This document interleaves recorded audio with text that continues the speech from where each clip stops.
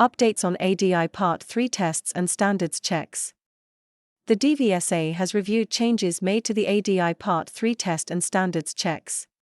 The DVSA is keeping all Part 3 and standards checks at 45 minutes across Great Britain.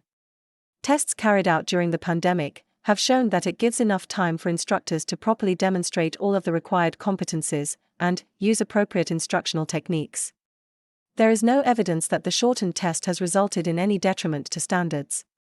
Feedback from examiners carrying out the tests is that the shorter period has led to a more focused assessment.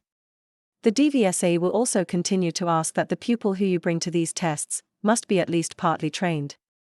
This is because beginner lessons tend to have a greater proportion of stationary instruction, and we need to be able to assess the instructor's ability to control the lesson in a moving environment. Allowing trainers to sit in on tests.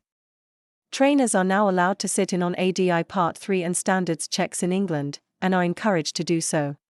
It is still not possible for ADI trainers to sit in on ADI Part 3 and standards checks in Wales or Scotland, as only essential car sharing can be undertaken under the Scottish and Welsh government's current guidance. We will keep this under review.